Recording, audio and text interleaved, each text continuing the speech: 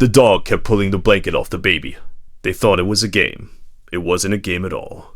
Denali was 18 months old, an Alaskan Malamute mix, grey and white and massive for his age, with the kind of density that made him seem more like a small bear than a dog.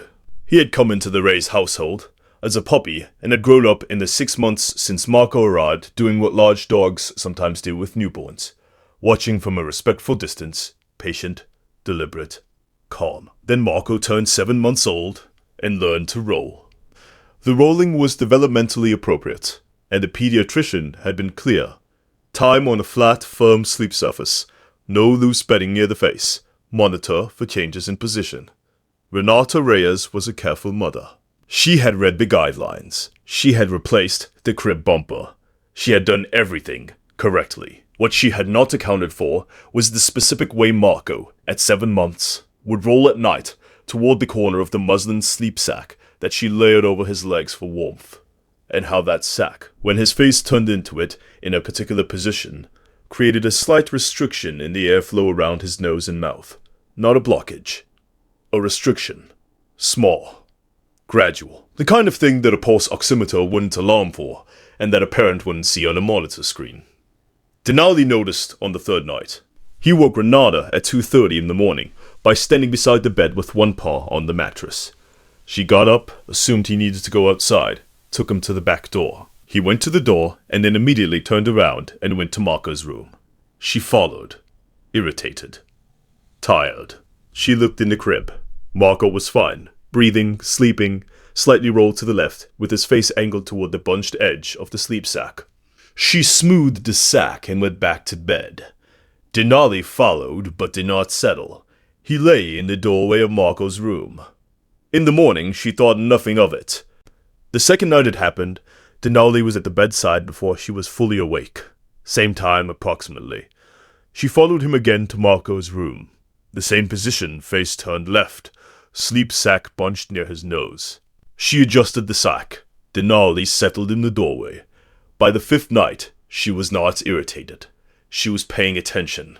She began watching the way Marco's face moved in relation to the sleep sack.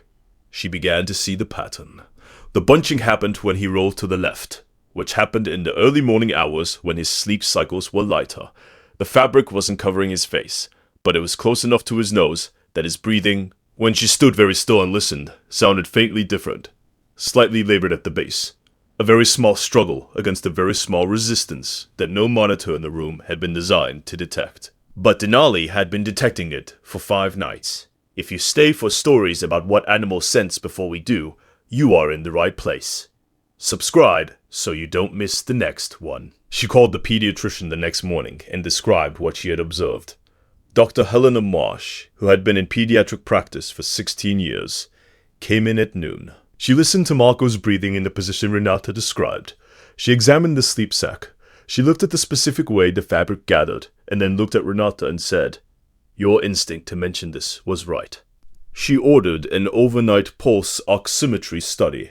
The study showed episodic mild oxygen desaturation in the early morning hours. Small dips, nothing catastrophic, but the kind of repeated pattern that a developing infant's respiratory system warranted attention. The sleep sack was discontinued. A different sleep arrangement was implemented.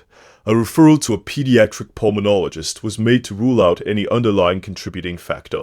The pulmonologist found mild, manageable laryngomalacia, a softness of the airway tissue above the larynx, that in most infants resolves on its own, but that, in a child already prone to mild positional breathing restriction, had compounded the problem in a way that 5 nights of oxygen data now made visible.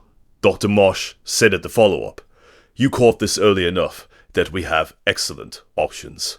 If this had continued undetected for a few more months with increasing rolls and an infant growing into different sleep positions, the picture might have been harder to address. "I'm very glad you brought it in when you did." Renata told her about Denali. "Has your dog ever done something you couldn't explain until it was the only thing that made sense? Tell us in the comments. These stories deserve to be heard." She went back through the 5 nights. Each time, Denali at the bedside around 2:30, guiding her to the crib, Marco's face near the bunched edge of the sack, a breathing pattern just different enough that an animal who slept in the room had learned to recognize it as wrong. 5 nights of the same alarm from the only instrument in the house, calibrated to what was happening. She had thought he was being a nuisance. She had thought he wanted to be near the baby. She had been partially right. He wanted to be near the baby because the baby needed someone near him who could hear what the monitors couldn't. Marco is 18 months now. He is healthy, loud, developmental on every metric his pediatrician tracks. He sleeps on a firm, flat surface with nothing near his face. Denali sleeps in the doorway of his room. Every guardian deserves to be recognized, even the ones who never asked for anything in return. If stories like this matter to you, subscribe, so you never miss the next one. Some nights, Renata wakes on her own now and lies still in the dark and listens to the house. She hears her son breathing 2 rooms away, and she hears, below that, the quiet rhythm of the dog at the threshold. He doesn't move until morning. He never has. He just stays, the way he always has, keeping the watch she didn't know he was keeping, until the night she finally followed him to find out why. Tomorrow, a parrot in a crib that never asked to be a guardian, and the night it became one anyway.